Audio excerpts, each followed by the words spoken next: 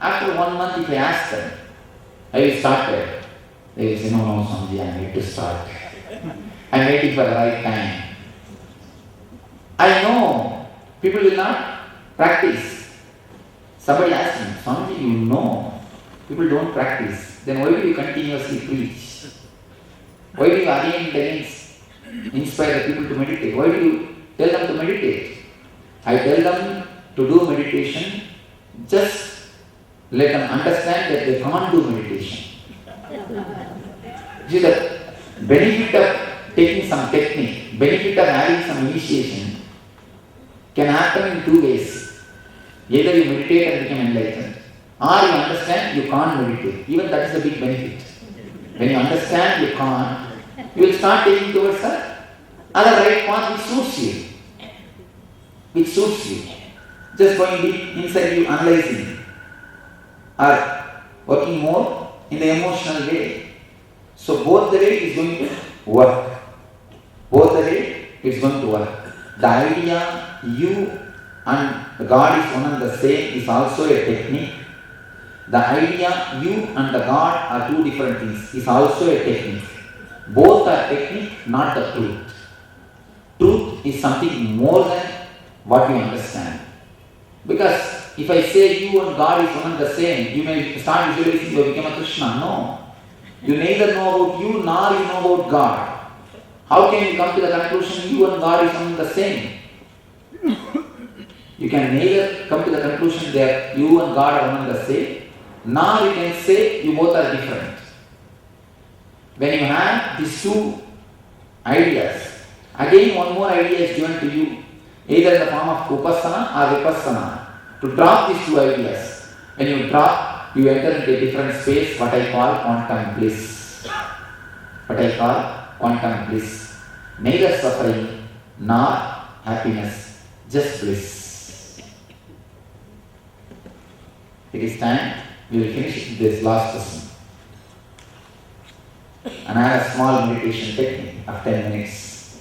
Swamiji, my point is 2 questions back where you were telling when you are in bliss, all the glands secrete the juices and all that. That happens, I'm a medical man, that happens when you are happy. You may not be blissful. Now, as far as your discourse goes, happiness and blissful state is different, 2 different things. Yes. So all those benefits you can get when you are happy, when you are relaxed, when you do shavasana, half or complete is different. I would like to know again, is blissful state something different what you have been trying to tell also the same now? How, I'll finish my question. How you can make out the difference between a person who is already in the blissful state and who is in a happy state? One. Now the second question, once you are in blissful state, can you be throughout the blissful state, or it happens from moment to moment, or 1 minute you are in blissful state, another moment you are not? And the last question, which you may not like it, sir, have you attained blissful state? Thank you. I like this last question. I have attained. I can be emphatic. I have attained. I am sure. And let me come to the first question.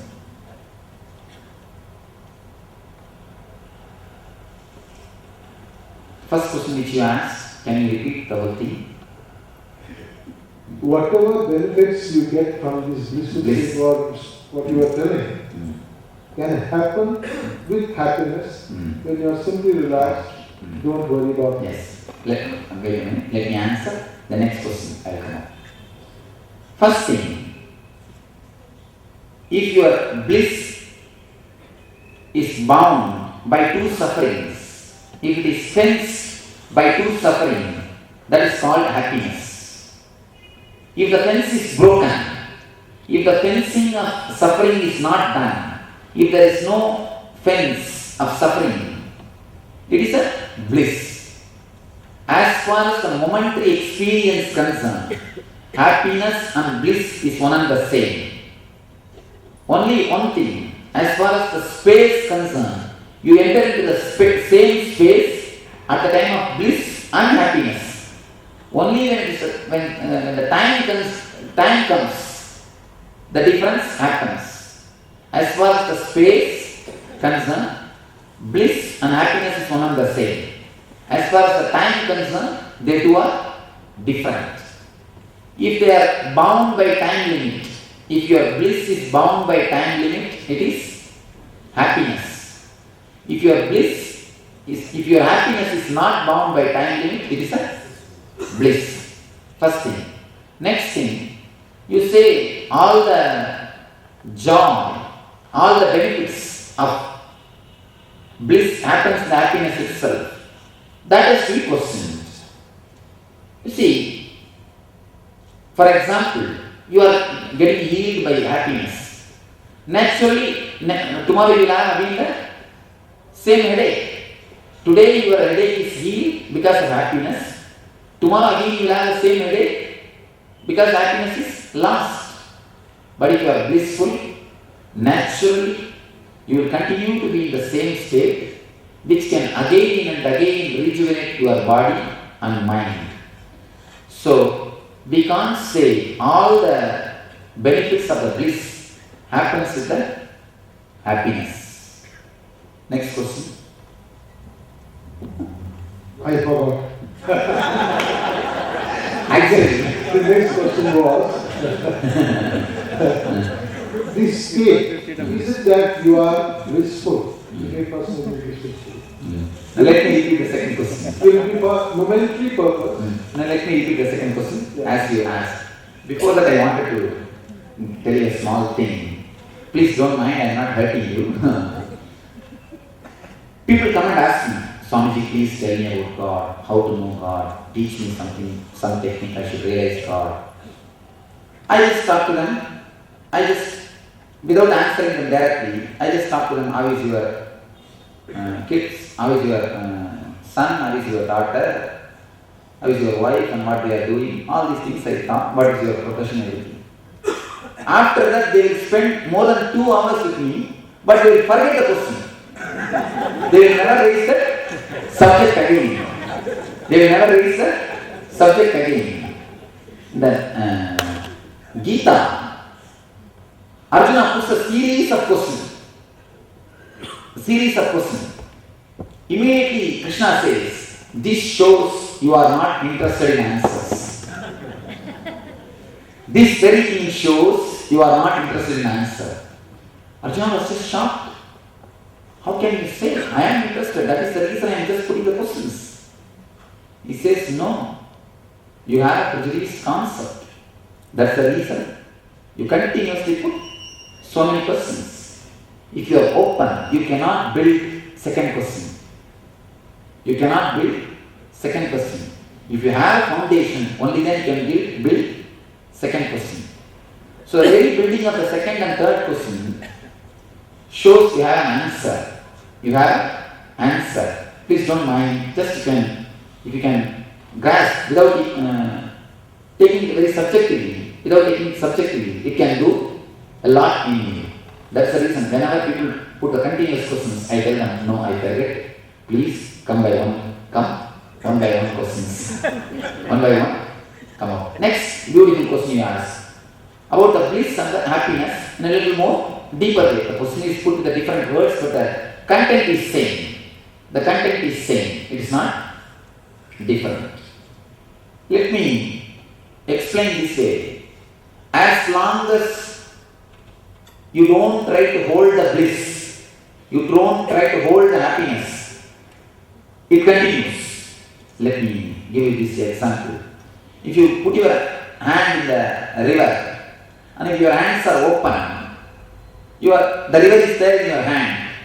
The moment you try to hold the river, the moment you close your hands, you have only empty hands. There is no river, there is no water in your hands. Same way, the moment you try to retain the happiness, you destroy it.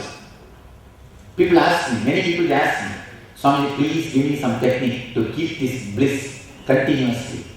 They feel a glimpse of bliss and joy in our meditation camps. The next question, immediate question is, Swamiji, it is such a joy and ecstasy, bliss. Please give me some technique to retain it. I tell them, the moment you ask for the technique to retain the bliss, you destroy the bliss.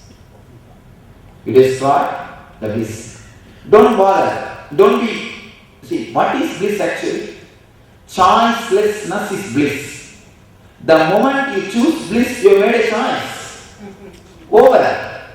You destroy the bliss. You're finished. Bliss cannot happen to you. The moment you possess ananda, the moment you possess bliss, you reduce it to happiness.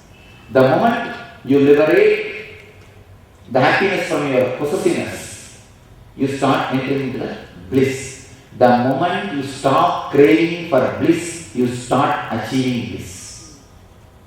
The moment you stop working towards retaining the happiness, happiness starts happening to you. The moment you stop craving, you stop working to retain the same mood, the mood continues in you. That's what your question. Am I right? What is the way to retain it? How can, what are... My question is not to retain, because I know. It happens, it doesn't happen. This much I understand. Only thing is I want to know from you. Does it bliss happens for a moment, or if a person attains blissfulness, is he in that process? Or that's what. That's another thing. See, according to me, bliss cannot be a word, something like a happening a thing. It is only blissing out. It is not a noun, it is a verb. Bliss is not a noun, bliss is a verb. It's a process. Blissing out. You can't even ask the question, will this come and go away? Even the question will not raise because it's just a process. It's a continuous process. If it's a product, only then you can say, will it come and go? No, it's not a product, it's not a noun. Bliss is not a noun, it is just a verb. It's a process. When it happens, it continues to happen. When you start possessing it, it just disappears. If your hands are open, empty, it just happens in your being. And the third question, have you experienced? Have you achieved? I tell you, from my experience, I have achieved. That is the reason I have come out to create a formula through which people can experience. Master is a person who creates a formula to reproduce the same experience which happened in him spontaneously. The scientist is a person who creates a formula to reproduce the same experience in the outer world. Mystic is a person who creates a formula to reproduce the same experience in the inner world. Scientist, a Newton, is a rishi because he created a formula out of which he is able to reproduce the same experience which happened to him, the same understanding which happened to him. Something has happened to him when the apple fell from the tree. Some intuition, some understanding. So he created a formula to reproduce it, to make the people, to transmit the knowledge, to transfer the wisdom. Scientist is a person who creates formula related to outer world. Mystic is a person who creates formulas to transmit the same experience in the inner world. The formulas are only called as meditation. The outer world meditation techniques. The meditation in the language of science is formula. The formula in the language of mystics is meditation. That's all.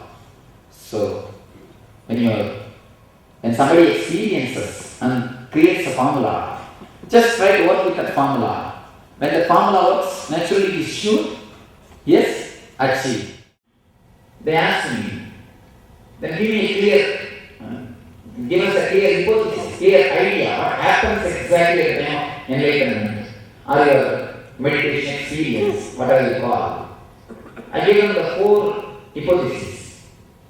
What happened at the time? 4 expressions of experience. What happens when I am in the bliss or the meditative state or the ecstasy.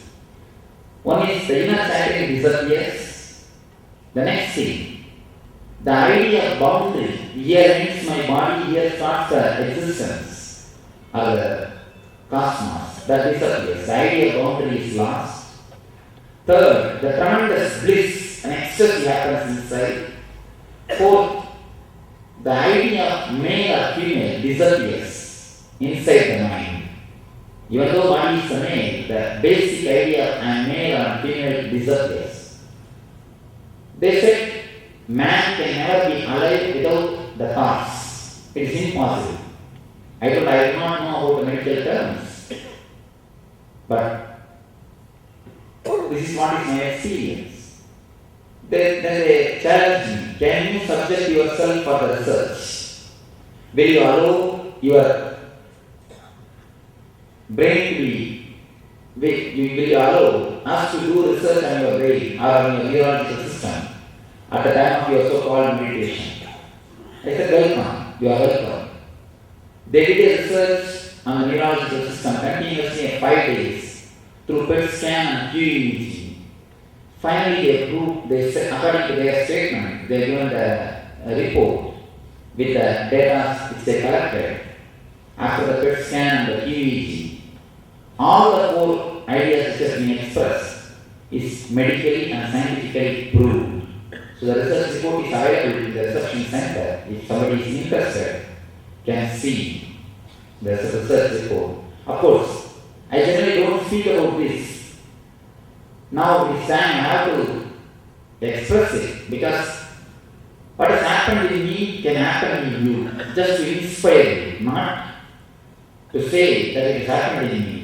To inspire, it can happen in you. To express the possibility.